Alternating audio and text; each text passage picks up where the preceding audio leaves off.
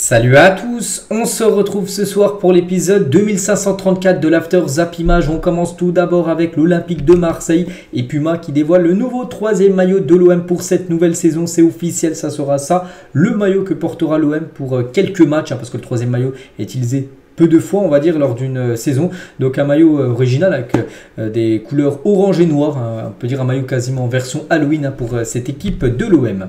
Officiel cette fois-ci, c'est Chelsea qui dévoile son nouveau maillot extérieur pour cette nouvelle saison. C'est que vous n'avez toujours pas dévoilé leur maillot extérieur, cette équipe de Chelsea. Bah ça y est, c'est fait. Ça sera ce maillot-là, sponsorisé par Nike. Toujours pas de sponsor maillot. La saison dernière, souvenez-vous, c'était un gros 3 en plein milieu du maillot de Chelsea. Pour l'instant, il n'y a pas de sponsor. Peut-être ça viendra plus tard.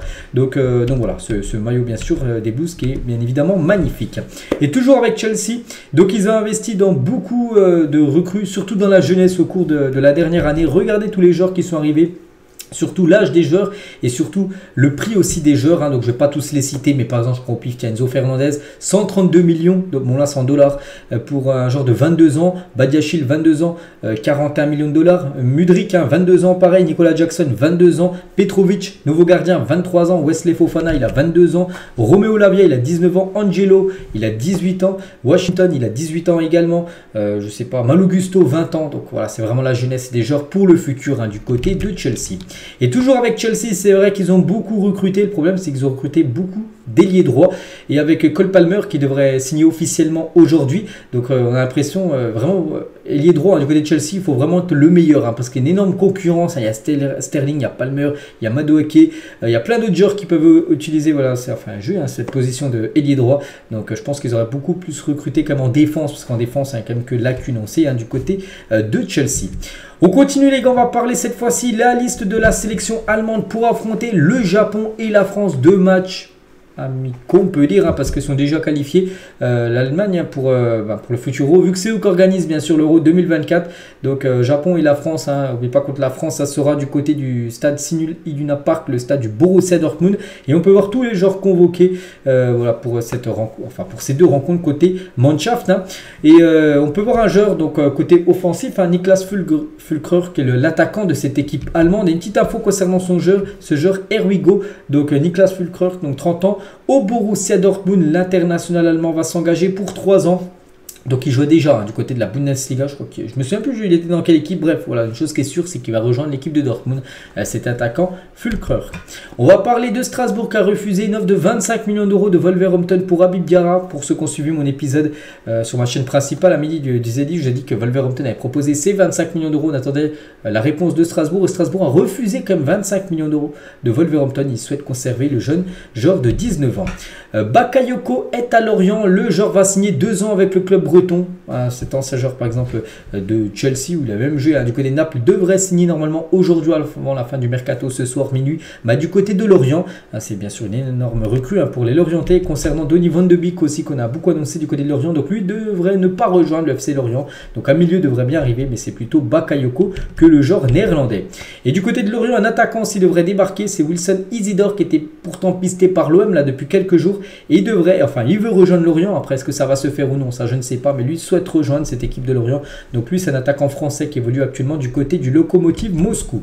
La pépite Amara Diouf, un jeune joueur de 15 ans, capitaine des jeunes sénégalais, donc a été convoqué pour le match du Sénégal face au Rwanda. Donc le Sénégal a aussi dévoilé sa liste des joueurs pour le prochain match. Et ce jeune joueur de seulement 15 ans a été appelé dans le groupe A, je vous parle groupe professionnel.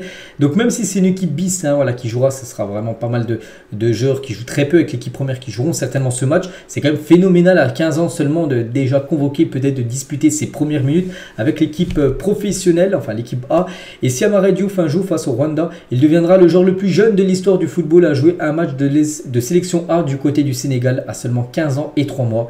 C'est encore plus jeune que Lamine Yamal. Lamine Yamal, qu'on parle beaucoup du côté de l'Espagne et du Maroc, lui il a 16 ans et un mois à peu près Lamine Yamal, alors que lui il a un an de moins. Donc un an à surveiller ce Amara Diouf. On va parler de Erling Haaland a révélé qu'il dormait avec la bouche scotchée. se scotche la bouche quand il dort. Pourquoi? L'objectif de cette pratique, favoriser la respiration nasale. Comme ça, il est obligé de respirer par le nez. Et en gros, comme ça, il récupère mieux, j'en sais rien. Voilà, il respire mieux tout simplement. Les détails tout simplement, peut-être pour Erling Haaland d'être toujours au top. Le FC Barcelone va devoir supprimer l'option d'achat dans le futur prêt de Cancelo en raison de problèmes financiers. Le transfert pas remis en cause ne sera désormais enregistré qu'en prêt sec d'une saison. Le club gardera une fois l'obtention de l'accord du fair play financier la priorité pour signer définitivement le Portugais l'année prochaine. Donc normalement il devait être prêté avec une option d'achat et en gros cette option d'achat devrait être enlevée par rapport à de problèmes financiers du FC Barcelone. Donc bon, après ça ne remet pas en cause son transfert, il devrait bien, peut-être qu'on regarde la vidéo, c'est peut-être officiel, mais il devrait bien signer avant ce soir minuit son contrat du côté du Barça. Ça devrait être un prêt sans option d'achat, vu que l'option d'achat devrait être supprimée. Dugarry sur l'offre du PSG pour Barcola. Donc quand je fais la vidéo, c'est pas encore officiel, ça devrait l'être, bien sûr, il y a déjà le Hugo de Fabrizio Romano. Donc il a dit Dugarry, ils l'ont vu jouer Barcola avec Hugo Ekitike, ils n'ont pas compris, 40 millions d'euros c'est une blague, remplaçant, c'est un remplaçant d'Ousmane Dembélé, mais pour être rien du tout, c'est trop tôt, il y a des étapes dans une carrière, tout est question de moments dans la vie, hormis les dirigeants du PSG qui trouvent ça bien que Barcola aille au PSG. Où as-tu entendu les gens dire c'est génial, voilà, d'avoir Barcola du côté de Paris. Donc voilà, pour Dugarry, il ne comprend pas qu'un joueur comme ça, que les supporters parisiens soient contents tout simplement d'accueillir un joueur qui a montré que depuis janvier dernier, et surtout 50 millions d'euros avec le bonus compris. Donc bon, c'est Dugarry bien sûr qui dit ça sur Barcola. Et en tout cas du côté de Lyon, d'après l'équipe, certains joueurs de Lyon ont été désabusés, voire jaloux tout simplement du transfert de Bradley Barcola du côté du PSG, parce que le PSG bien sûr est meilleur que Lyon, voilà, le PSG comme premier de la Ligue 1, enfin dans les premières places, et Lyon avant-dernier, donc oui, le PSG est meilleur que Lyon, il n'y a rien à dire, et il y en a qui sont un peu jaloux tout simplement de voir leur coéquipier débarquer du côté du Paris Saint-Germain.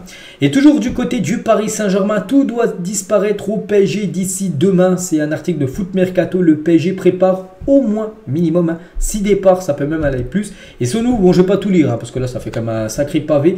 Et en gros, pas mal de joueurs, le PSG va essayer de vendre là avant ce soir minuit. On peut voir le premier tout en haut. Et Marco Verratti, on sait que le PSG souhaite le vendre à l'équipe de Al Arabi au Qatar. Donc deux autres noms, il y a Julian Draxler, donc avec son gros salaire, ça va être compliqué, mais ils vont essayer de trouver un club pour le vendre ou le prêter, peu importe, avant ce soir minuit. Donc ça fait déjà 2, Draxler. Wijnaldum aussi, il va falloir trouver une option, ça fait 3. Il y a qui d'autre qu'on peut voir dans cet article? Il y a Hugo Ekitike avec les arrivées de Gonzalo Ramos, peut-être l'arrivée de Randal Colomwani, ça fait 2-9. Hugo Ekitike serait seulement le 3e 9, donc ça fait un autre joueur qui pourrait quitter le club, ça fait déjà 4. Il y a qui d'autre qui a encore marqué? Il y a Keylor Navas, les gars, aussi le gardien du PSG, qui va falloir trouver une solution, ça fait 5 joueurs. Il y a qui? Il y a Colin Dagba, lui qui devrait être prêté à la Auxerre, ça fait 6 joueurs que le PSG aimerait vendre, c'est pas fini. Il y a Edouard Michu, les gars, Edouard Michu, jeune joueur qui avait été prêté à Sunderland, qui est revenu, lui aussi, il est avec le groupe des indésirables, ils aimeraient le prêter ou le vendre, peu importe, ça fait 7 joueurs. Et aussi on peut voir Ismaël Garbi qui devrait rejoindre l'équipe de Lausanne du côté de la Suisse, ça fait 8 joueurs, 6 joueurs minimum on peut voir, mais peut-être même 8 joueurs pourraient quitter le PSG. Aujourd'hui, bon, ça m'étonnerait que le PSG arrive à vendre tout le monde, ou même à prêter, mais peut-être au moins minimum 4, voire 6, ça c'est l'objectif, au moins d'en laisser partir 6 aujourd'hui. Donc voilà, il y aura encore beaucoup de mouvements avant ce soir minuit. Officiel international suisse, Fabien Rieder signe au Stade Rennais pour 15 millions d'euros en provenance des Young Boys de Berne. Donc c'est officiel, voilà, ce joueur suisse débarque du côté de Rennes. On lui souhaite bonne chance du côté de la Ligue 1. Commerce, donc c'est un joueur également suisse, donc lui a signé du côté du FC Nantes.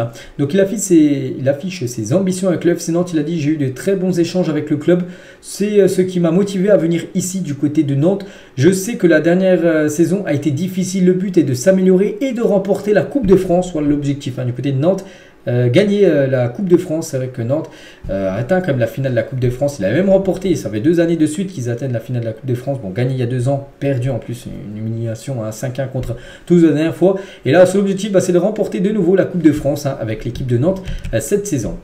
Infantino est à Miami donc la nuit dernière pour assister au début de Léo Messi en MLS, on a parlé à midi sur la chaîne principale, ça s'est fini un triste 0-0 ce Miami contre Nashville, et il était là donc le président de la FIFA en gros, donc Infantino, et bien sûr Messi a pu présenter le trophée, la League Cup remportée là il y a quelques jours contre Nashville, l'adversaire qu'ils ont pu affronter hier, mais hier c'était du championnat, donc il a pu montrer ça aux supporters de Miami.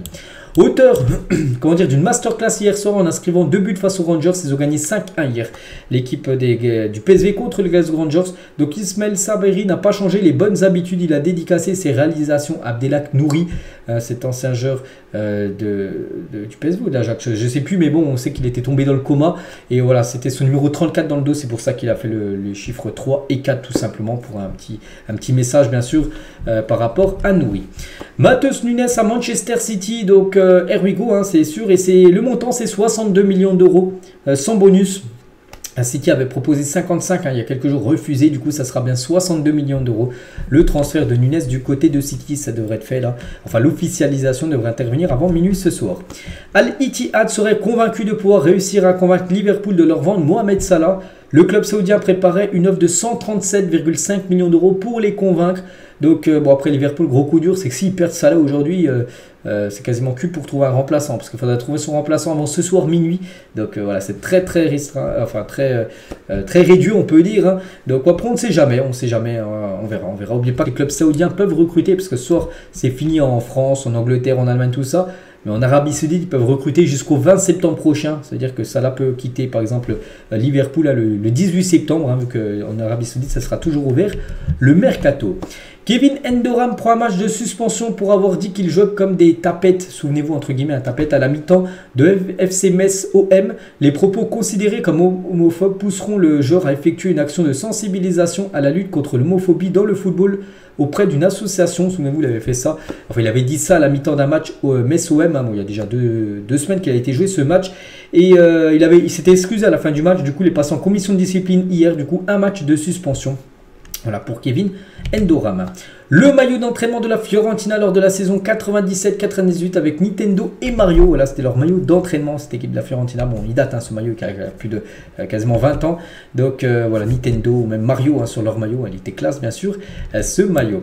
On va parler de Arsenal qui va participer à un tirage au sort là dans quelques minutes, hein, ce soir. Tirage au sort de la LDC. Donc pour la première fois depuis 2016, c'est vrai qu'à chaque fois ils étaient en dehors du top 4 de Première Ligue, donc ils n'étaient jamais qualifiés en LDC.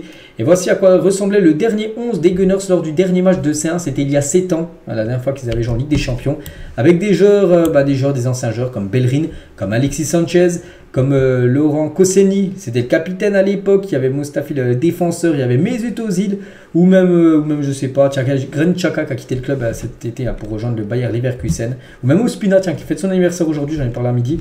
Donc voilà, ce 11, hein, bien sûr, de Arsenal, la dernière fois qu'ils avaient joué un match de LDC. Et la Ligue des Champions, bien sûr, le tirage au sort, c'est dans quelques minutes.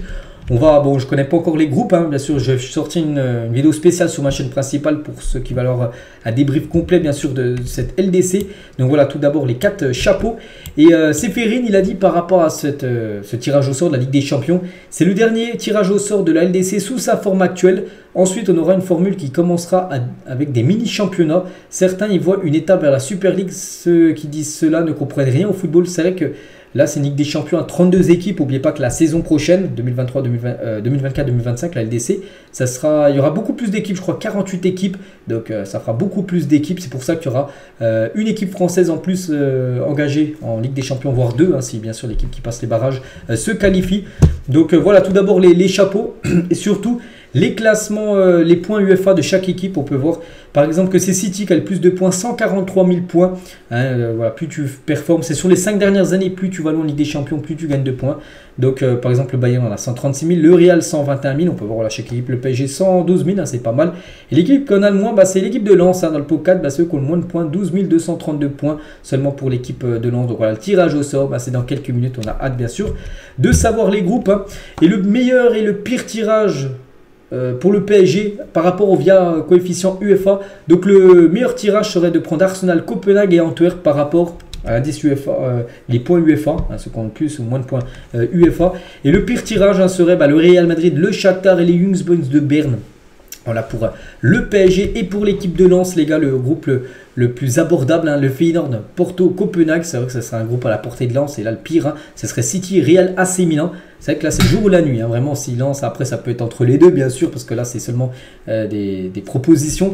Donc, on verra ça va être quoi, bien sûr, pour les deux équipes françaises, leur adversaire. Donc, voilà ce qu'elle va dire aujourd'hui. J'espère que ça vous a plu. On se retrouve demain pour le prochain numéro. Bonne soirée à vous et à demain.